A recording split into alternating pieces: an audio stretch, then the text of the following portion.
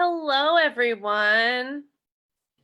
I'm so excited that you all are able to join with this NAD webinar, specifically about early intervention for deaf and hard of hearing children from birth to 5 during this COVID-19 pandemic. There is such a need for information, resources, and collaboration in this time. I want to start off by explaining a little bit of the logistics about this webinar before I do introductions. If you need live captions, go ahead and use the URL for that live stream rather than Facebook automated captioning. So again, use the live stream captions. If you need Spanish interpretation, on the Zoom platform, you can click at the bottom and change the language to Spanish. This webinar is being recorded, and after its completion, it will be uploaded for Facebook for later access. Thank you to the National Deaf Education Center for providing interpretation services in both English and Spanish for today's webinar. We appreciate that level of access. Now I want to begin by introducing our panelists for today.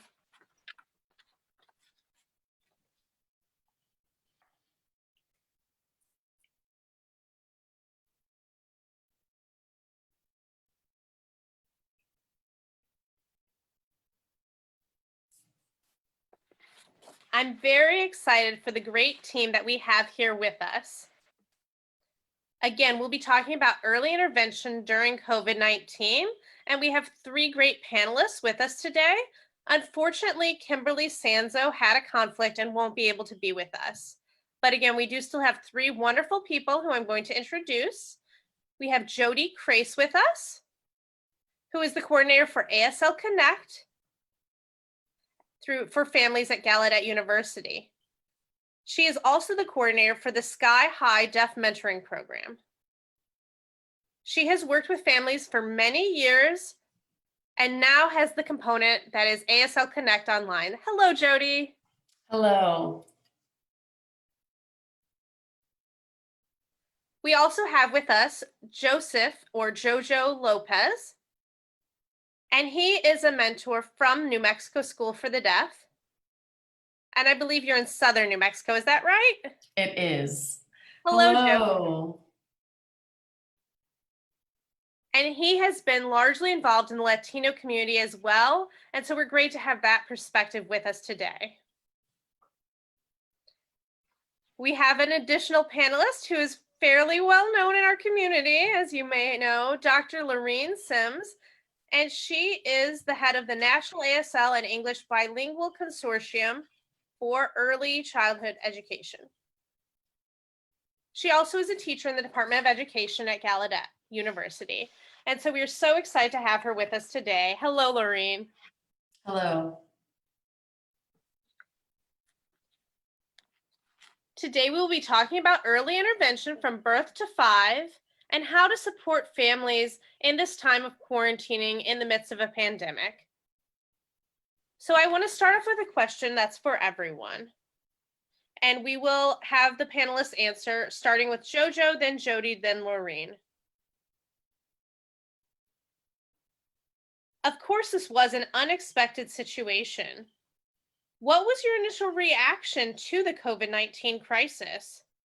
Jojo? Hello. Yes, prior to COVID-19, I had been working with families and driving around to make those home visits in person. And once the pandemic hit, we realized that that would have a great impact on our work as we were no longer able to go and visit families or to do our in-home visits. We met with our early intervention department, and which I'll abbreviate as EID, and we convened and brainstormed ideas about what to do to transition to a virtual environment. And we've seen so many successes in that transition.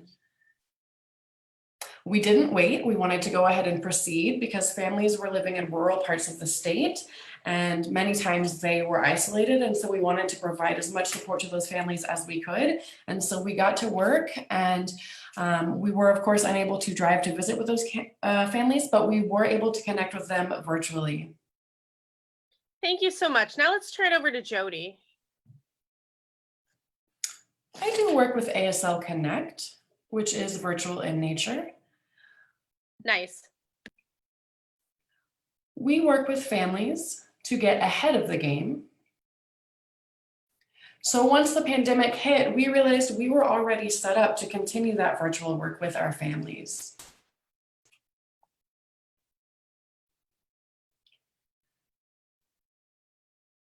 Many of our families were experiencing their children coming home, and so that, of course, improved the quality of their life and made things better. And so we were able to connect with the coordinators as well as our virtual team to make sure everyone had the services they need.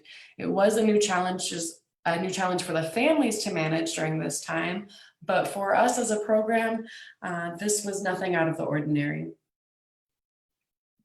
Yeah, that's a good point that you were already prepared, which is a really nice thing. Now, Lorraine? When COVID-19 hit, it definitely had an impact to our department at Gallaudet and the broader community.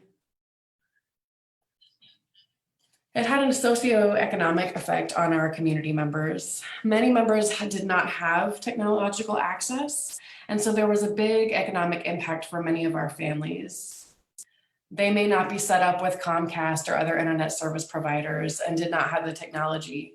They may have been limited to using simply just one iPhone. And so we had to navigate how to create those connections, which was a challenge. Fortunately, the department had many resources. We had packages that were mailed to the family's home.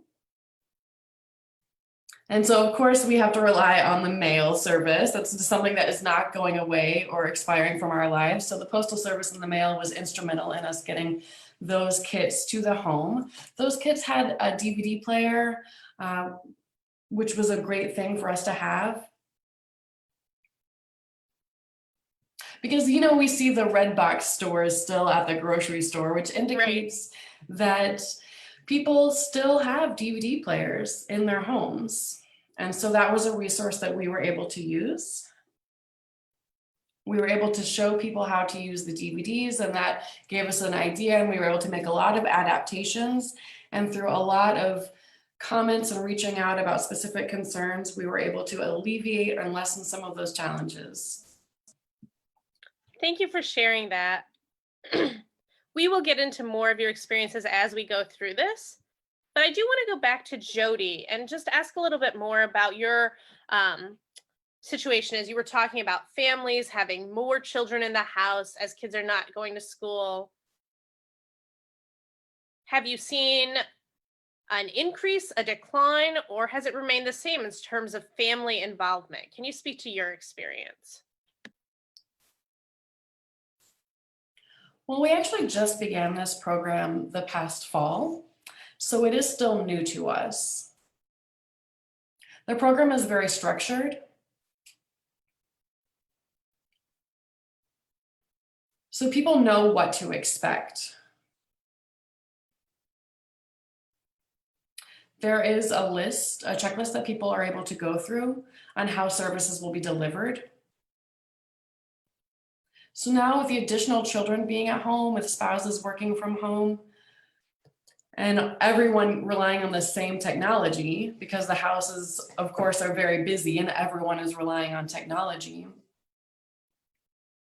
Our coordinators are also able to plan and email to the families ahead of time, specifically what lessons will be discussed and what adaptations are needed for the age of the children in the home, and how we're able to modify and adapt our arrangements to work collaboratively with the parents.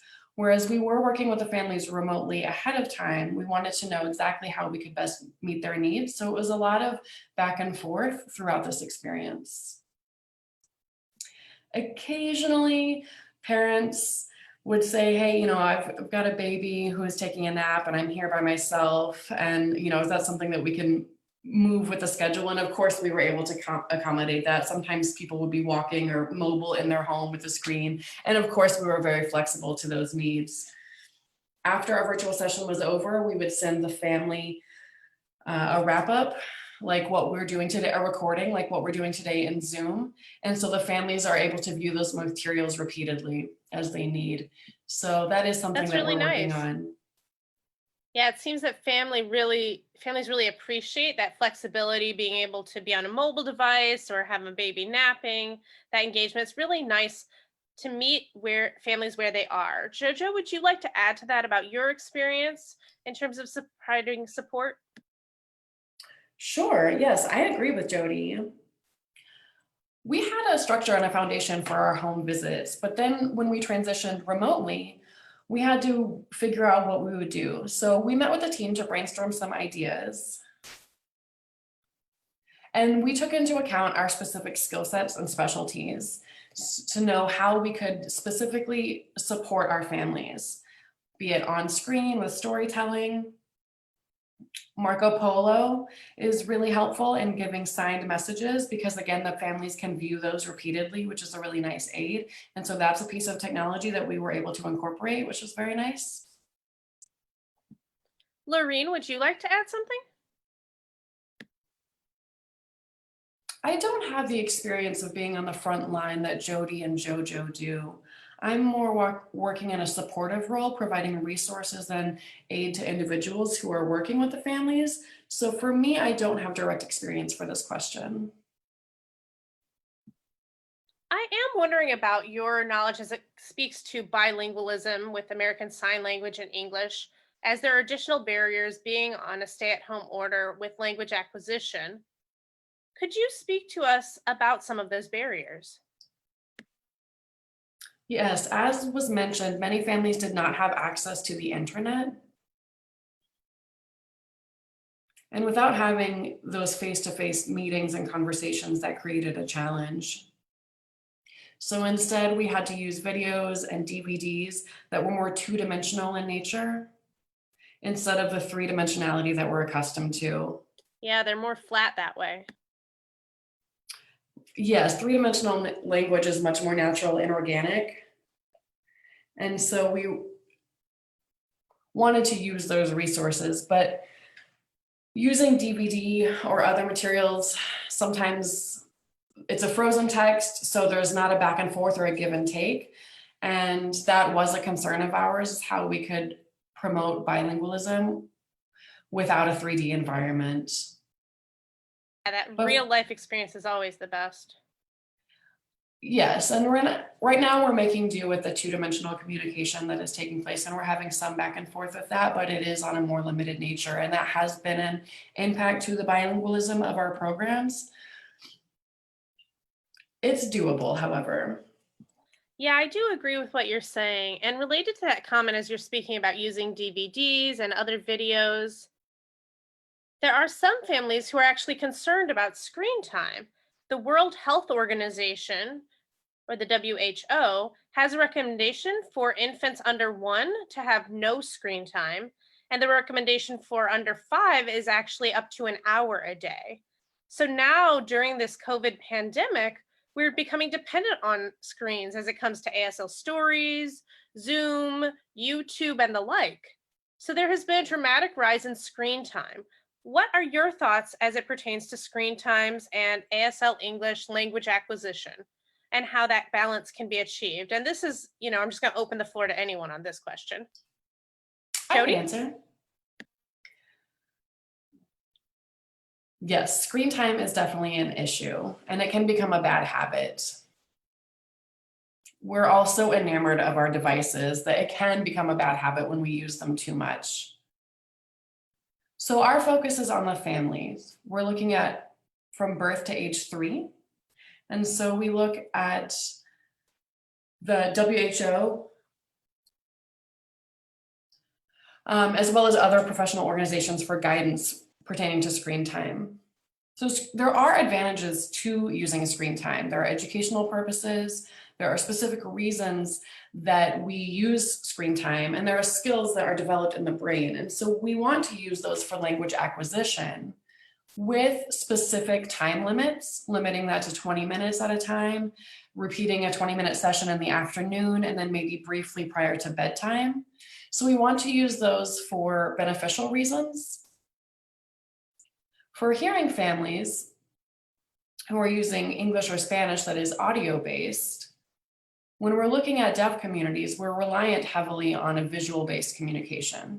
And so this is a good opportunity for us to connect virtually via a web call or a video phone so that children are able to begin to develop those visual skills simultaneously. At the same time, families are supporting those skills in the home. And so we're not creating distractions from a screen, but sort of training the eye. And so the parents will need to be instrumental in leading those interactions. That's a great description. Would anyone else like to add to this? Okay, Jojo? Yes, I would like to add. I've seen a lot of families have an increase in screen time. One barrier can be siblings in the house. Maybe the home has an internet connection, but maybe there's one device that's used for a phone or one iPad or one laptop. And so of course we know that the screen size on a phone is very small and limited. An iPad is more manageable, but many siblings need to attend to that. If they have a school curriculum that they're working throughout the day, then that device time may be limited when it is shared. However, family members may interact one-on-one for about an hour a day, or we can divide it throughout the week, maybe a half an hour here, half an hour there. And I found that to be very helpful because attending for a full hour is very difficult on the eyes and can cause fatigue if you're unaccustomed to it. So dividing those into 2 30-minute sessions has been a big increase in motivation. Yeah, that's a great addition. Splitting that into 30 minutes and 30 minutes is something that my program did. Because an hour can feel like a bit of overkill. So splitting that hour into 2 30-minute sessions during the week does seem to be very helpful for both children and families. And so that's a really nice choice. Thank you for that addition.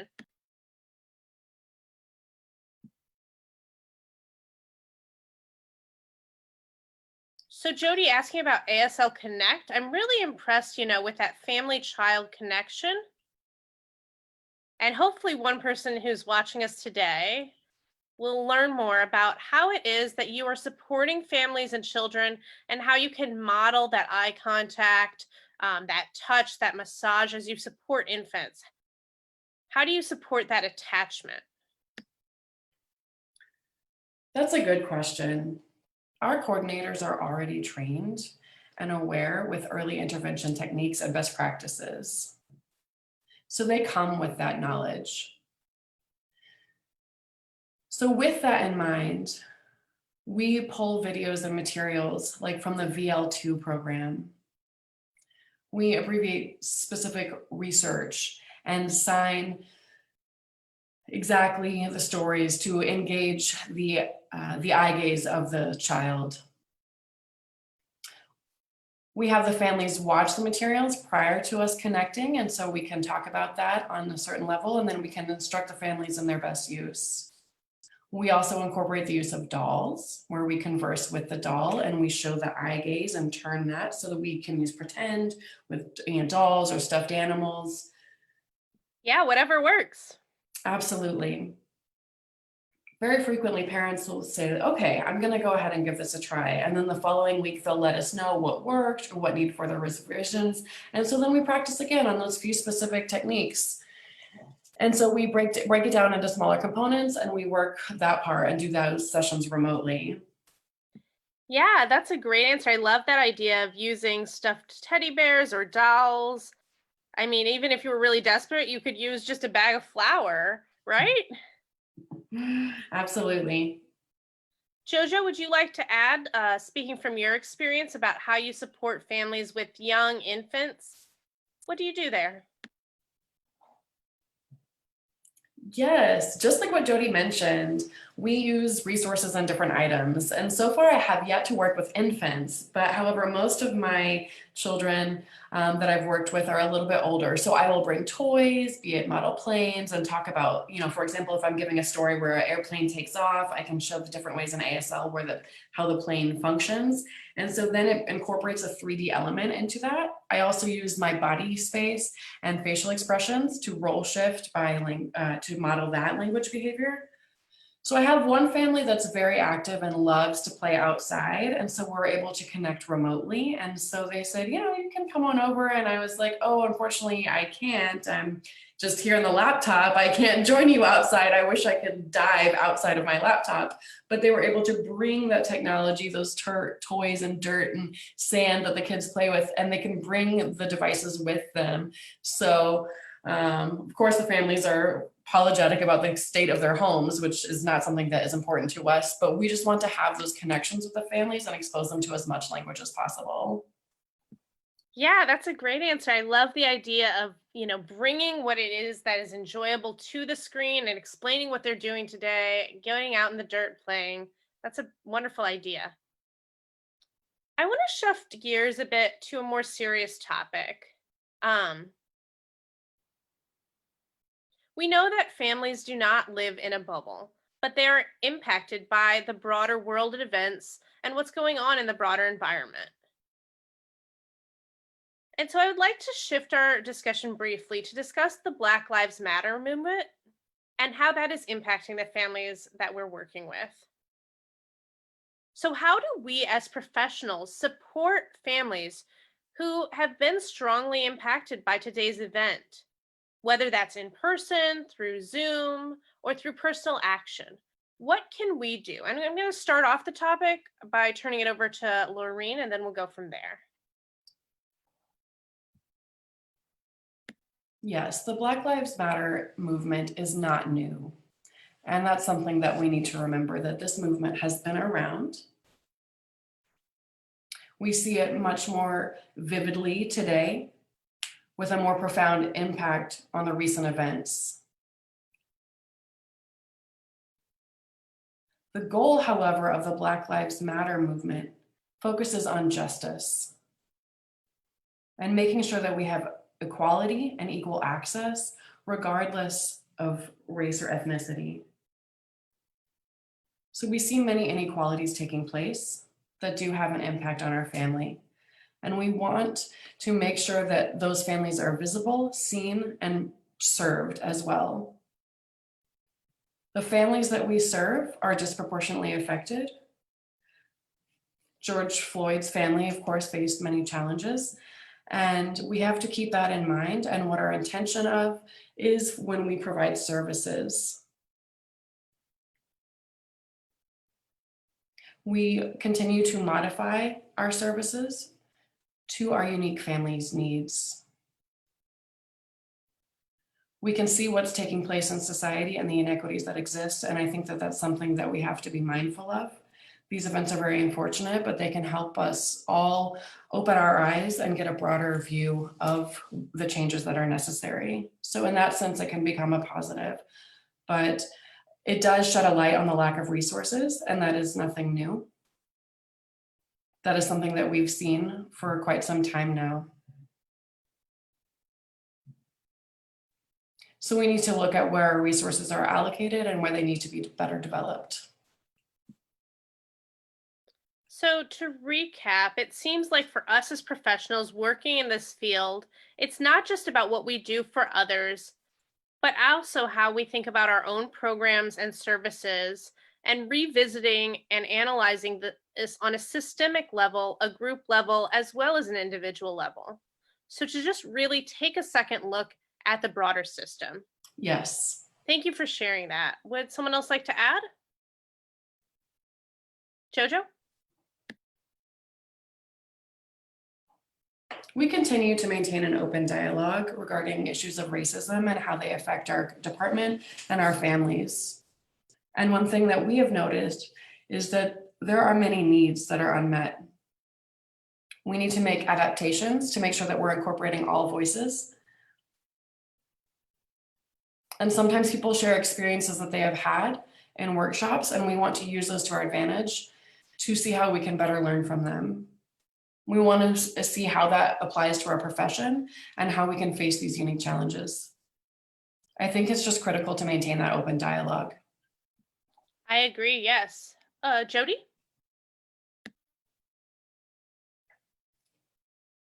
Yes, the experience of the Black Lives Matter movement has had an effect on me as well.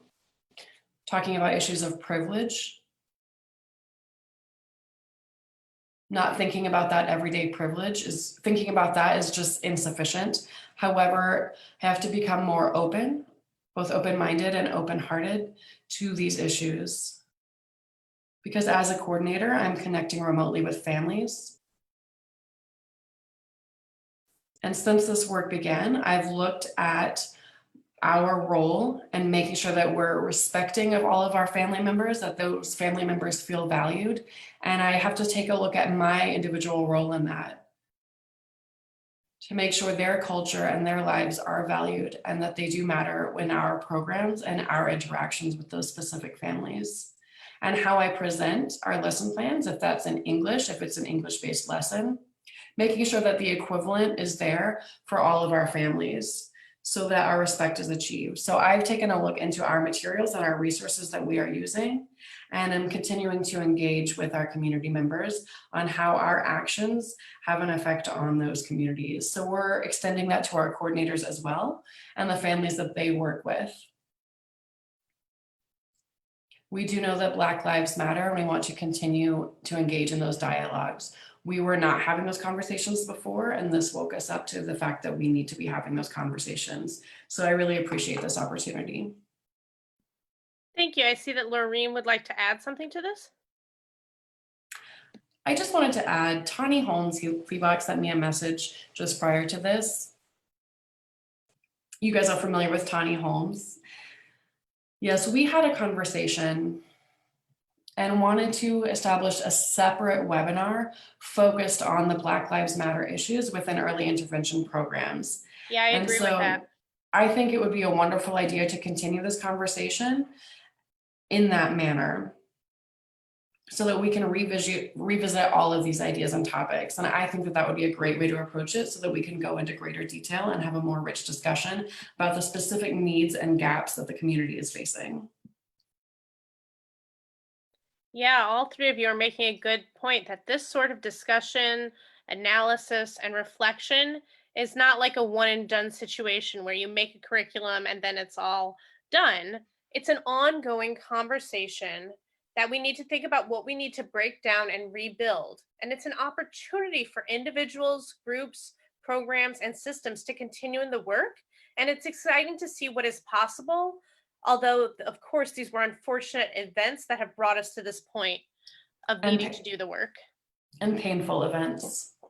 Yes. So I'm going to switch gears to a more lighter topic now. And this question is open to all. Can you talk about one strategy or tool that has been helpful for you to keep yourself motivated, energetic, and engaged during this stay-at-home quarantine? As people are apart from families, what are you doing to take care of yourselves to keep engaged? Should I start off with JoJo? I'm still thinking. I can start with someone else. That's fine. We'll see who's ready. Laureen? You're referring to the COVID-19 and that impact on us and our work, like me individually? I mean, how you take care of yourself. Self-care, how I take care of myself. Okay. Right. Tools or strategies for self-care that you use. Like, for example, go ahead.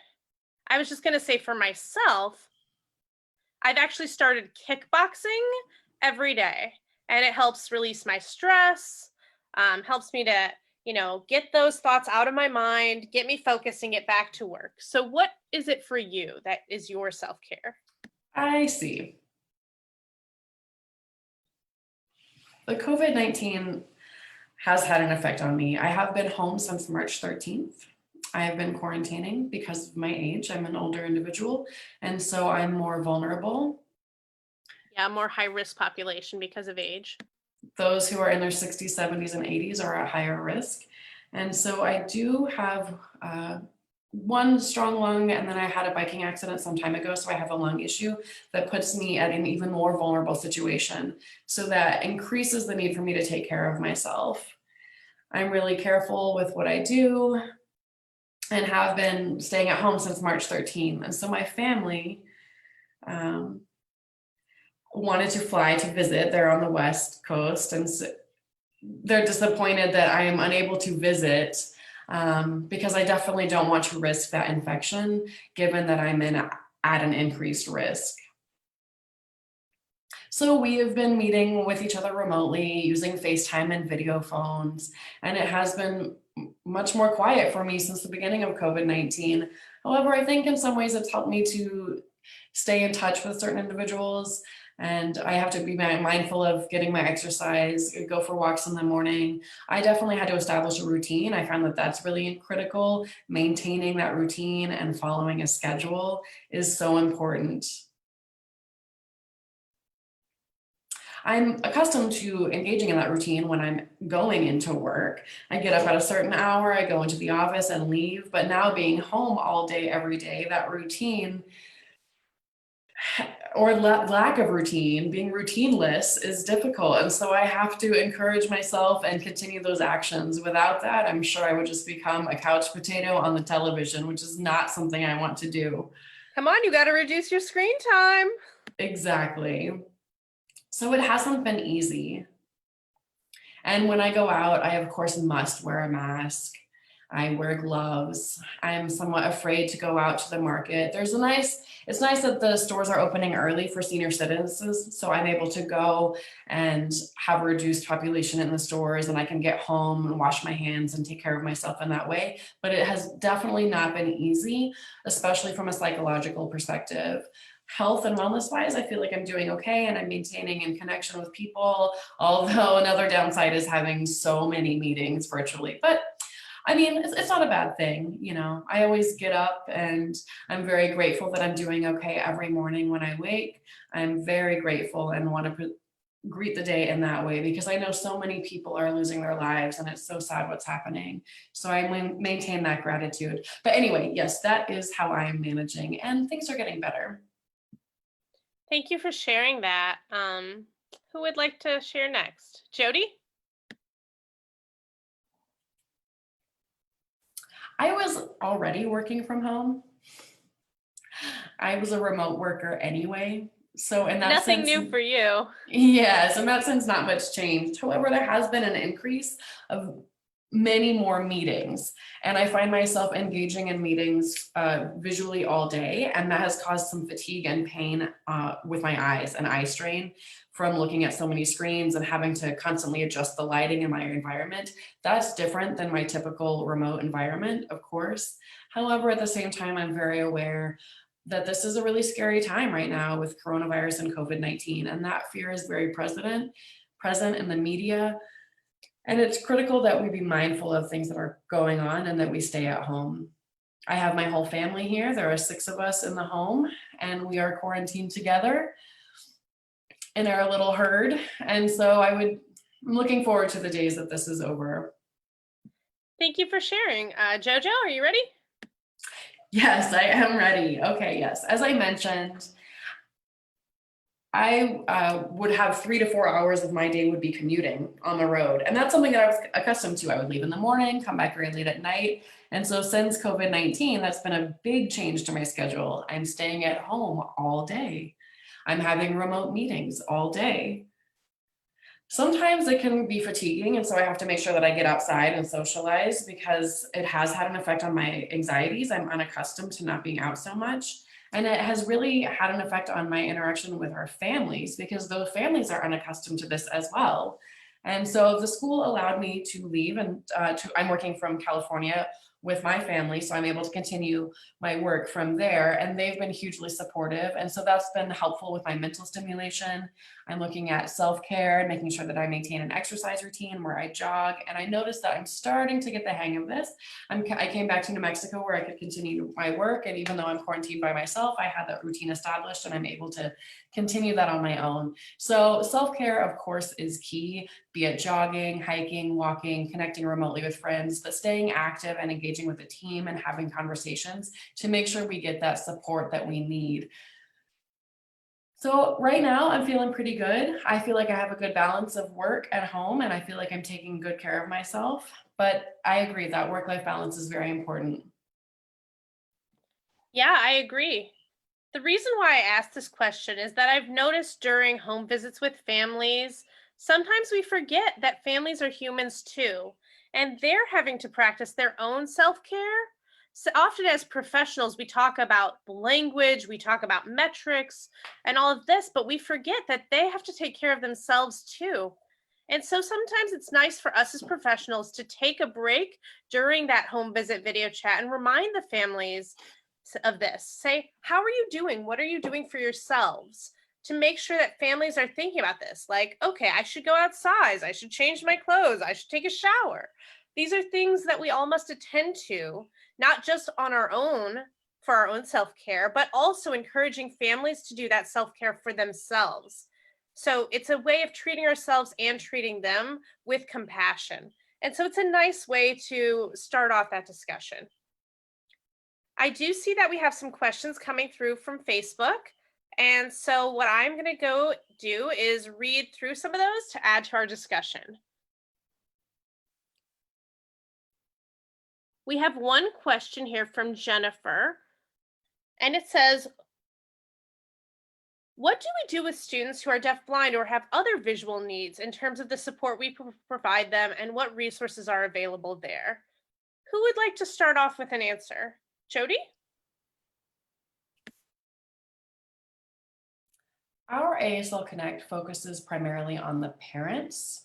And so we instruct the parents on different strategies of how they can engage with their children, how they can elicit communication from their students, be it if they're deafblind or whatever additional needs they may have. We are coaching those parents directly. So we don't directly engage with the children ourselves. We work with the parents who in turn work with the children, and that work continues remotely. Yeah, that's true. It starts with the family members. It doesn't have to always start with the child. Of course, the goal is to also engage with the child, but there's a balance there between supporting the other members of their family. That's true. Jojo, would you like to add to that? Yes, again, with home visits, I'm able to point and things are three-dimensional and they're much easier, but working remotely, we are having to figure out how to handle those situations with our families and actually engaging in a lot of feedback to see what works, what didn't, why it may have worked, and what didn't as we're doing this coaching. So it is the similar as what Jody mentioned. We are focusing and working with the families to make sure that they know what to do. I have two specific families that have deaf children with a low vision. And so I would typically bring resources and materials, but of course I'm unable to do so remotely. So I asked the family, what do they have available to them in the home? What can we use? And we could brainstorm ideas in that way so that parents know how to directly engage and make those connections. It has definitely been a challenge. Yeah, for sure. Lorene, would you like to add to that? I'm not sure if this is similar with our college students who are deafblind, but we do have CDIs, certified deaf interpreters, who provide tactile services, wearing gloves and masks. We are definitely in need of PPE, that personal protection equipment, for those resources, and that has been a challenge. We've also been innovative in our use of technology so that we are able to continue our work in that way. We're still working on some of that. There are some areas that we've seen successes and some things that we are still working. And so it's involved a continued dialogue on looking at specific avenues to success. In the fall, we may be continuing remotely, and so we're beginning to develop those plans because we need to continue our education for those deafblind individuals. Those individuals depend on CDIs and tactile interpretation. And so we have to figure out how we can make that happen, at the same time reducing the risk of contagion. So as you mentioned, it has been a challenge working with parents and working directly with the students. Yeah, I mean, technology has so much potential in terms of using robotic gloves. I can't even imagine, you know, all of the electronics and all of the components of that. But I'm hoping that progress could be made at that could come down the pike. Absolutely. So Lorena's starting this conversation, leading us into the idea of face-to-face communication. One person watching today had a question about reopening. Do your places of business have reopen plans? And if not, do you have any thoughts or ideas about what reopening might look like for that birth to age 5 age range? Jody?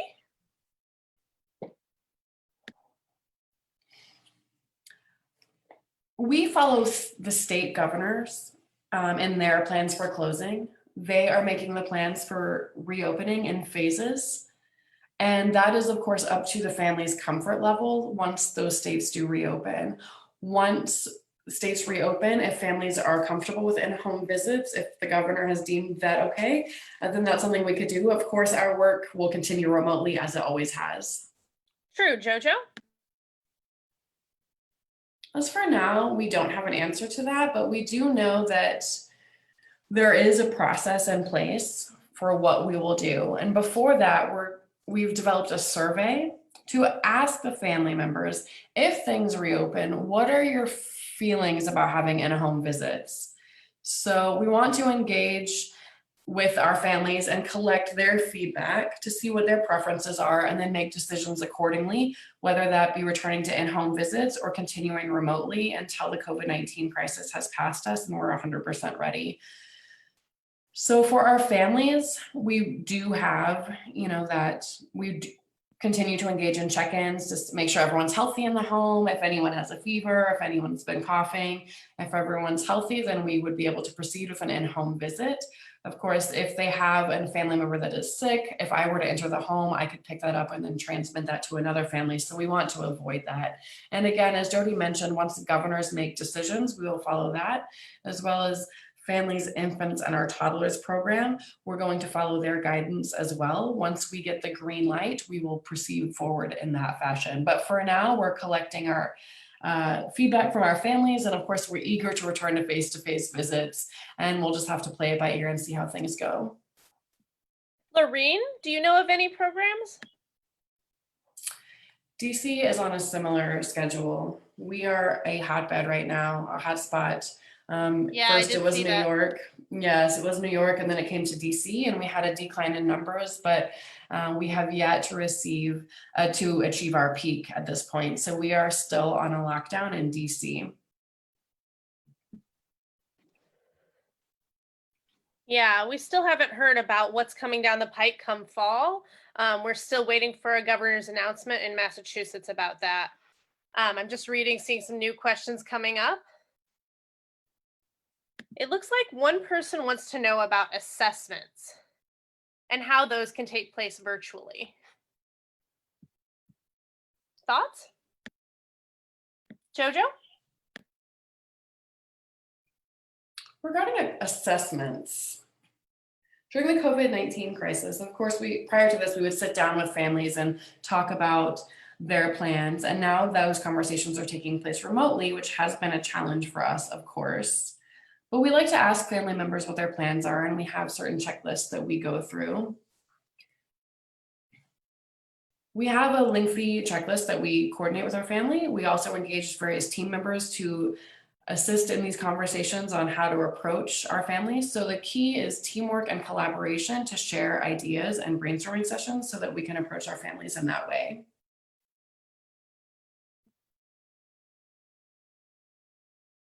Other thoughts about assessment?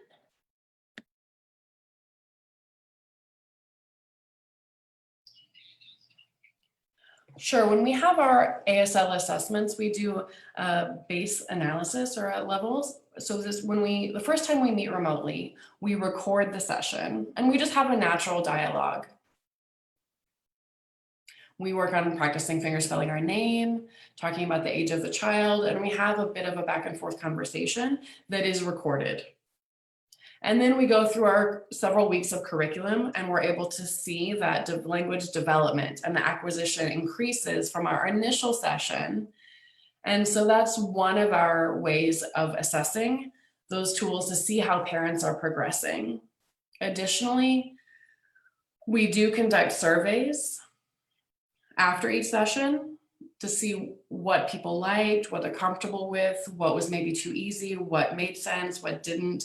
And so then we practice on those specific areas and we make adaptations and adjust. So we make sure that the family's preferences are tailored to.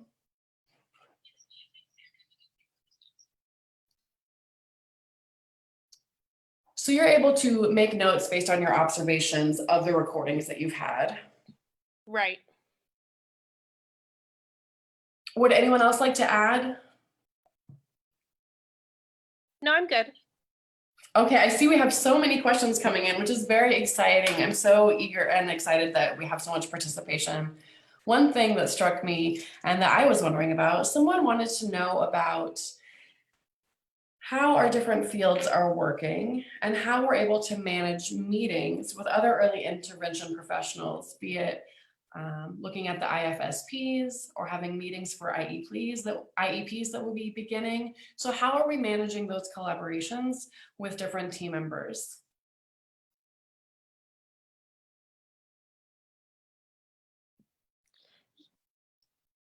Okay. We do collaborate as a team, again, through these virtual meetings. In terms of IFSPs, there are a number of agencies involved, and they have their own preferences when it comes to different platforms. Some like to use Zoom, others prefer to use Google Hangouts. Some are using Adobe Connect. Really, it just depends on their preference. Often we reach out, agree on a date, set up something so that the team can get together to have these discussions. There are challenges because explanations have to be made about what it looks like to bring an interpreter in and the role of the interpreter, their name, making sure that that is clear so that people understand that I am a deaf support professional. And it has been a good experience for them, these hearing agencies, to understand what it looks like to have a deaf professional involved. Additionally, on our team, we already have meetings set up every 2 weeks where we come together, for example, every Monday or every other Monday, rather, to have brainstorming sessions and various discussions. So it's great that we have that team meeting in place. That's very nice. Maintaining the contact with those team members is so critical. We're so accustomed to seeing one another every day. And so now we're not working in the office. And so it's important for us to make the time for those conversations. Those conversations are so important. Yes. Yes, Jody or Lorene, for remote learning, how has that had an effect on your relationship with your team members or any other professionals that you may be working alongside? Lorene? Yeah, it's been quite interesting.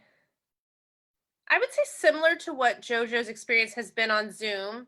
And even for this, seeing the various boxes on the screen, it's odd because sometimes there is actually greater control of turn taking, which I find quite fascinating. Because there is more limited discussion, sometimes in person, people will just have at it and go on and on and on. I agree. So some of that is just not happening when we're having these meetings on Zoom. It's like, okay, whose turn is it to speak now? One person is talking at a time. People are being attended to. The floor is given to people. Having these recorded sessions is amazing. In real life, you can't have that recording. It's not a possibility. I mean, Of course, everyone has to consent to this and the purpose is clear. It's not like these are just being broadcast to whoever. But if you're talking about an IEP or an IFSP coordinator being able to save those recorded files, that's one definite benefit to having those professional meetings in a controlled platform where the conversation is being controlled. And I've actually noticed that. And I think that's something we need to keep with us moving forward, but we'll see what happens. That's so interesting. Yes, Jody, would you like to add? Yeah, with ASL Connect, we do have a collaboration with the Clare Center, Southeast REAL. If you want to go ahead and type that, it's the Regional Early Acquisition Learning something. So it's 9 states in the southeastern part of America, which is Florida, Tennessee, Georgia, Mississippi, Alabama, and some others.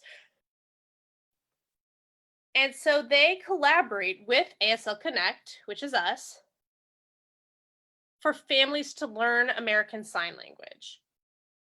What I have recognized, which is so powerful in this collaboration with this group of states and the people who live there,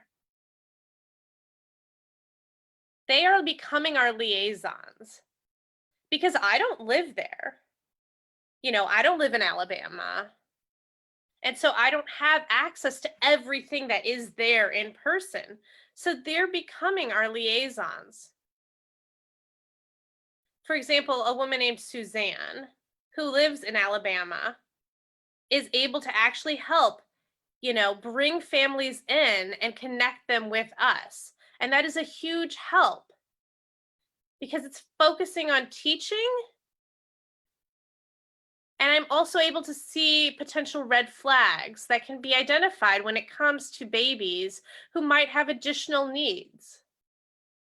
Just through this observation that can be communicated to Suzanne, hey, could you reach out to this family when it comes to their IFSP team member, whether that's a speech language pathologist or an additional therapist that they might need, to just bring it to the discussion that another provider might have overlooked.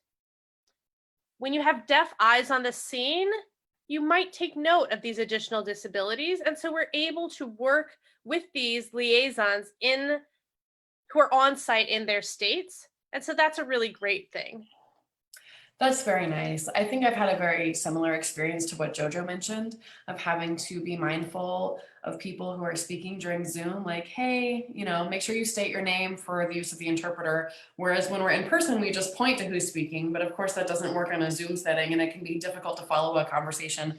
So those reminders of identifying who is speaking prior to the comment being made, it can be really important.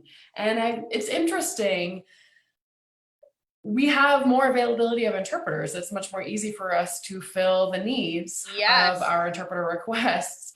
And so in the past, we may have struggled with the scheduling and availability, but right now we're able to fill the needs very quickly, which is interesting. I'm wondering if you guys have had a similar experience. Oh, Lorene had her hand raised, but yes, I wanted to say I agree with that 100% when it comes to interpretive availability, meeting with families. I've had to request interpreters 2 weeks ahead of time and have them brought in to work that out. And again, I live in the southern part of the state where interpretive availability is not as much because more interpreters live in the northern part of the state. But now, as we're doing these Zoom meetings, everything is running much more smoothly. And so that is a definite benefit as well. That's great. An individual asked another question, wanting more examples of strategies and tools on how you're able to do and conduct your home visits. What tips do you have? What activities are you using? What examples can you provide? Those hands-on activities. Who would like to start? This is for virtual encounters? Yes, for remote learning. Jody, if you want to start. Sure. I am proud to do my promotion of something that's called TIP, the tip sheet. And I'm going to just show you a little visual here.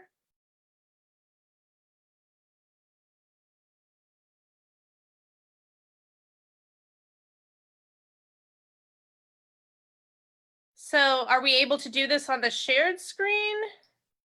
We would have to wait for the individual behind the scenes to share that screen, but I am familiar. We can explain where to find that document maybe? Sure. So Sarah, myself, and the Sky High Mentoring Program coordinator.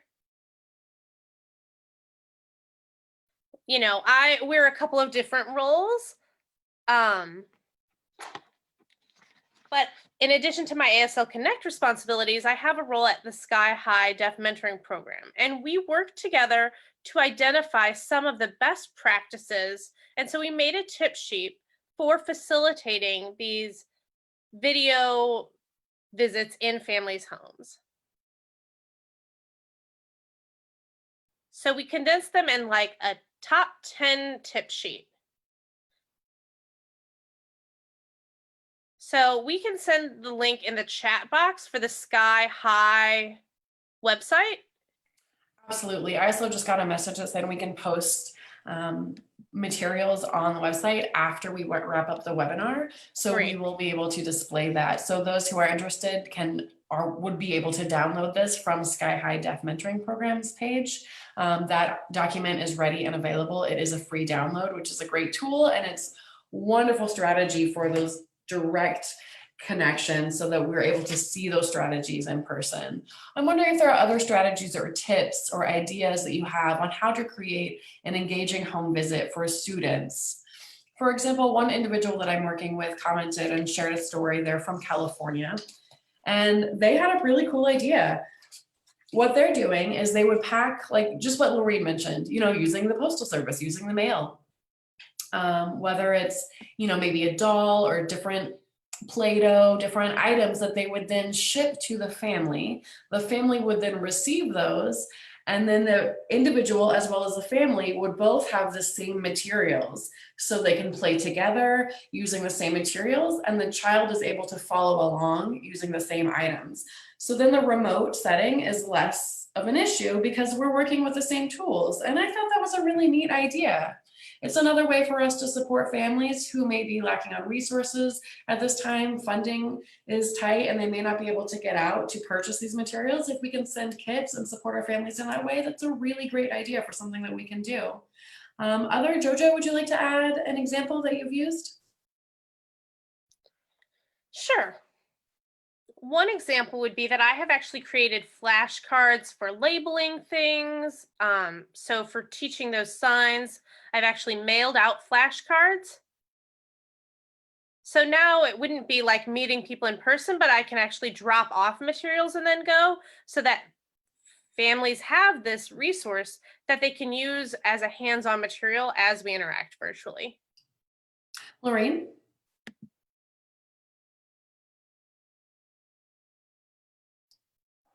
Yes, that tactile experience can be so meaningful. And sometimes we have to go back to these old-fashioned tools. And honestly, in my time, that was the only thing we had, is we worked with those materials. So we have to get back to that a little bit. There's a structure that can be followed as you talk about categorizing different areas for the family to work with. So items can be loaned out or given to families. And then as the next group comes in, those same materials can be loaned out and brought back, which is really great. You know, children love these hands-on activities. So this is another way to reduce that screen time. Absolutely. That concept of having the toy bag, but making sure that we balance the amount of materials that we bring and what we're taking, so that in the end we have that visual environment. It's so nice to have those approaches where we're able to share and collaborate, where they're able to keep the materials for use within their family. That's such a great idea. The same idea with a flashcard. That's something that's easy to create, and the families can use them remotely. Siblings can then get involved. That's such a great idea. One person was curious about families who may not use English as their first language. How are they able to connect remotely if they're still acquiring those ASL skills and they don't have a foundation in English? What does communication look like for those families? And so I think that JoJo would be a great person for us to start off with this question. Yes. Thank you for asking that. So in the past, I have worked with trilingual interpreters who have helped to bridge that gap. At the same time, when you're in an environment, you can point at things.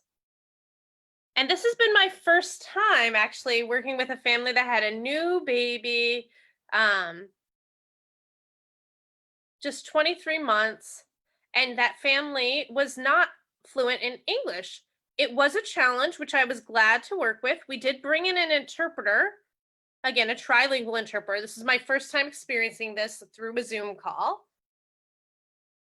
And the first time I met the family. And so I was actually being taught Spanish from this family as well. It was a nice, interchange. Sometimes they would say something, I didn't quite figure it out, and I would use the internet to look up a word or ask a friend, okay, what does this word mean in Spanish, to help me bridge that gap. And it was a challenge. And sometimes there were words that were not understood. And so it was that back and forth of written Spanish and written English in the midst of us using ASL. And this was great for me to think about what I could create with pictures that had Spanish and English so that the family could continue as they're practicing on their English and their American Sign Language. And I'm learning some Spanish as well. It was a really rich and challenging experience. And I will continue to support this family. And things have been going good so far. I love that idea of collaborating with the family so that the family's teaching you and you're teaching that family. That back and forth, I think, is so perfect. Being able to use technology to connect remotely may not be the best. Then we can refer to Google to look something up and then proceed with the session. That's such a nice advantage of having technology that we're able to use so readily today. And also the incorporation of gesture in Spanish culture is so much stronger. And so we were able to use different gestures to explain and connect in that way as well. The key really amidst it all is connection, and that's what will lead to success. Oh, that's very nice. Would anyone else like to add, having to do with families who don't use English as the primary language, how we can provide support in a remote environment? Jody? Yeah, sure. So for ASL Connect, we are designing an 8-week program of 30-minute lessons. And each lesson has printouts in both English and Spanish. So if families request that they would prefer this in Spanish, we can email that out to the family so that they can pull that out and know what to expect, know what we will cover, and so on and so forth. As you talk about families having their own word so that you can sign and point between the material you have, the material they have. Now, again, we have yet to receive a request from a family that doesn't know any English. We do have some families who are fluent Spanish users who know some English, and we have also had success with gesturing and pointing. And towards the end, the lessons become more conversational. But in brief, that's the gist of what we're doing. That's wonderful. I think our next question has to do with, now that we are working remotely, what we're seeing in the children's home environment, the context that they're living in. If we see something that's uncomfortable, maybe a certain situation, be it potential abuse or neglectful situations, have we seen those issues? And how would we handle that type of situation given that we have full access to see into their home environment at this point? I know it's a very tough question. This is Jody. It is tough. I mean, we are only seeing 30 minutes typically. And we see this perfect picture of a family's life where, things could be brushed to the side. I mean, we won't know. So we haven't seen those issues, but sometimes you might see a parent's affect And if it seems like there's something off there, or if we see there's stress there, we will try to check in and say, are you okay? We know it's a stressful time. Talk to people about what they're doing to relax. So trying to think about self-care and encouraging that in our video sessions. Because we know that parents are stressed already as parents, and then they have a deaf child, and that can be an additional stressor. And now in the midst of a pandemic, of course, that is a stressor. So we're trying to work with them and support them in this time. Absolutely. Would either of you like to add any thoughts to this question? I know for my program, we follow the same rules and guidelines that we would in school. So we are all mandatory reporters. So regardless of where we see an event take place, we would then be required to report it if we see an issue that is concerning to us. Like Jody mentioned, we may check in with the panelists, with the family member to see if they're undergoing stress, or we can provide that sympathetic ear to listen to them. So we check in with that family first, of course, before we jump into referring that out to another source. Okay, I'm looking at our additional questions.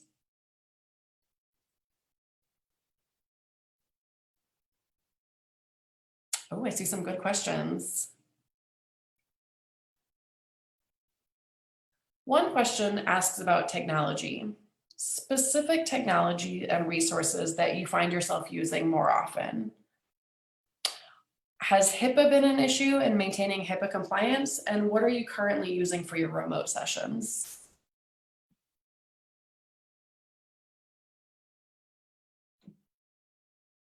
So for ASL Connect, we do have a consent form. So there's consent to engage in a virtual session, and they're aware that we do keep everything confidential, and what is recorded is kept secure in terms of ASL Connect.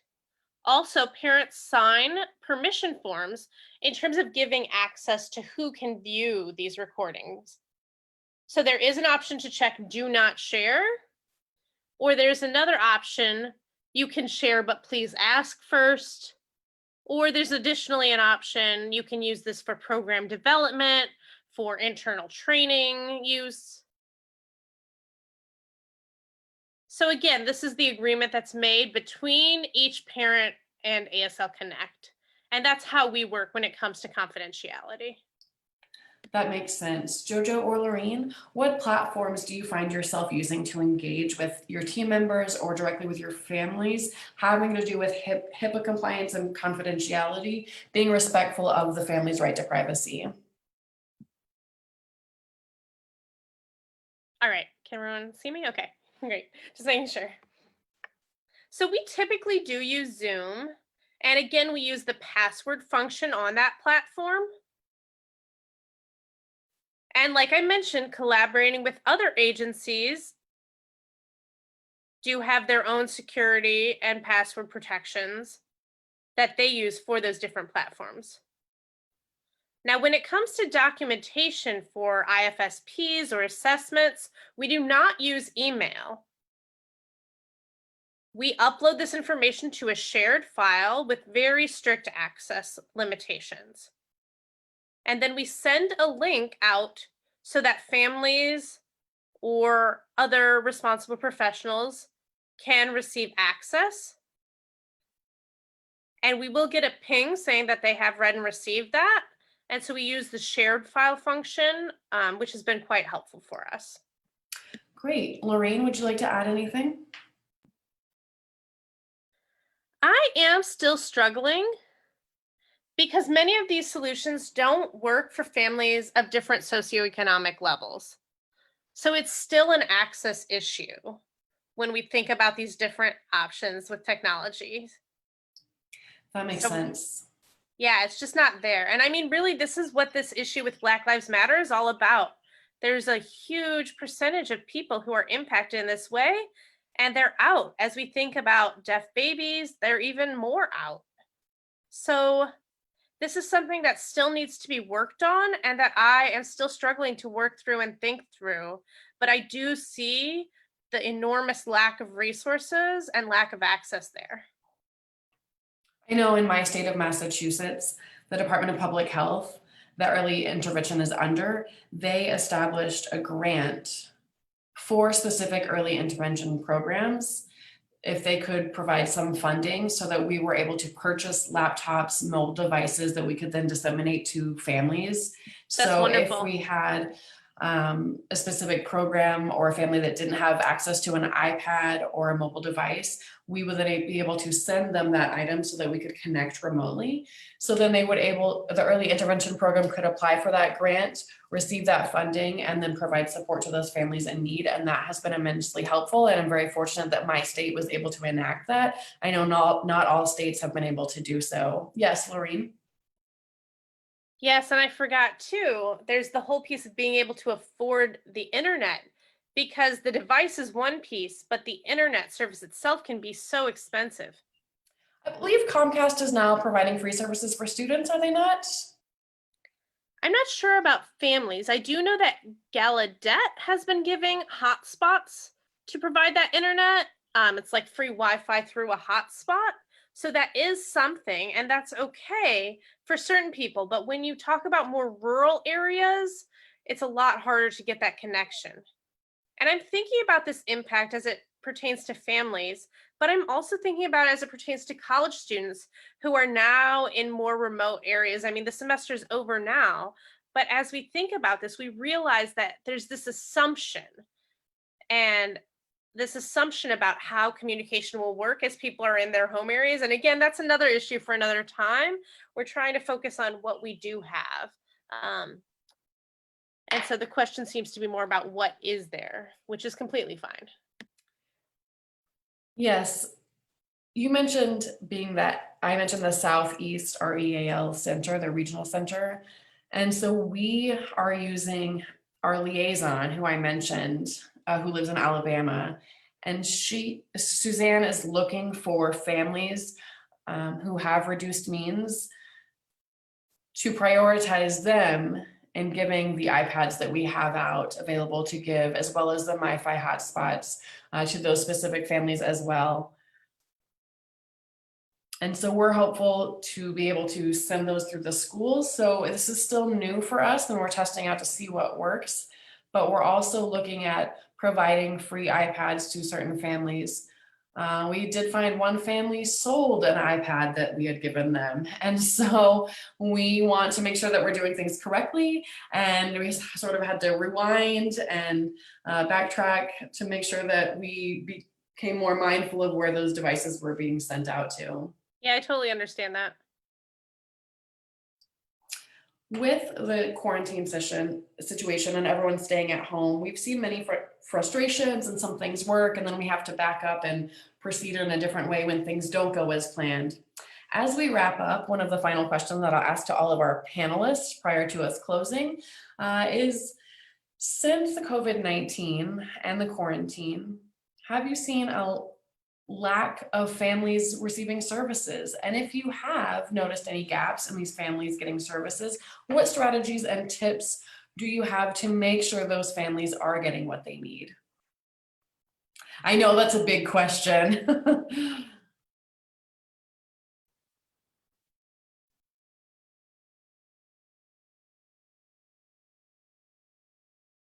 Okay. Jojo? What I have noticed is that there is a big need when it comes to internet access. Like I was saying, many of the families that I live with, they don't live in town. I mean, that I work with, they live in rural areas and struggle to connect to the internet. Also, there are families in poverty who are depending on hotspots, but they're hitting their data limits. Regardless, the company may be providing this, but it might have already been used up. And so that is a challenge. Some families are choosing not to because of these frustrations and struggles. And so we are making phone calls for 20 minutes, saying, how are you doing? Checking in that way, rather than having a video call. So we're always trying to check in with families to ask them if there's anything they need, if there's any way that I can support them anytime, to let me know that we're here for them, to support them, even if they choose not to engage in these virtual meetings. So we're trying to reach out and be transparent with families, but the internet, I would say, is the biggest gap that I've noticed. Oh, and secondly, for me, connecting. I miss that personal connection with family. The first time I typically meet a new family, I get to say hello, I get to see their face, and this is now a barrier. I mean, it is nice to see them on a screen, but there's just a different connection when you're in person where they can show me, this is here, that's there. It's just harder to have that connection when you're not in person. That lack of human connection, of course. Yes.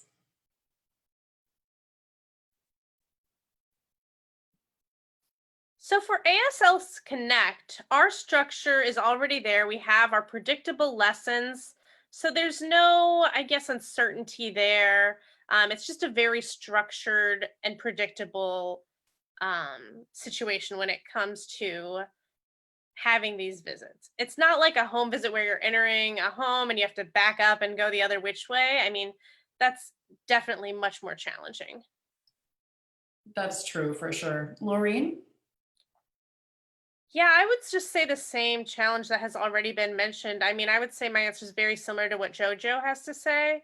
When you talk about these areas that are further out that don't have the same internet connection, and my heart really goes out for babies as I think about their support for language acquisition in this critical time and that impact that that's going to have on their schooling and beyond. We do try. We continue to work at our goals. Absolutely. This has been such an enjoyable conversation, and I feel that I have learned so much by listening to all of your collective experiences and comments. So I thank you all so much for participating in today's session and sharing your comments, opening your mind and heart to the conversation for our participants to watch again. Thank you so much for the National Deaf Education Center for providing our interpreting both into spoken Spanish and English. And to the NAD for hosting this webinar. We so appreciate having this opportunity to engage with all of you and to have this conversation. So I think we'll proceed with wrapping up our webinar for today. I will allow just a few more minutes for the interpreters and captioner to catch up because I know that they are operating with a processing time, and so they'll be catching up to my comments, at which point we will wrap up. Thank you.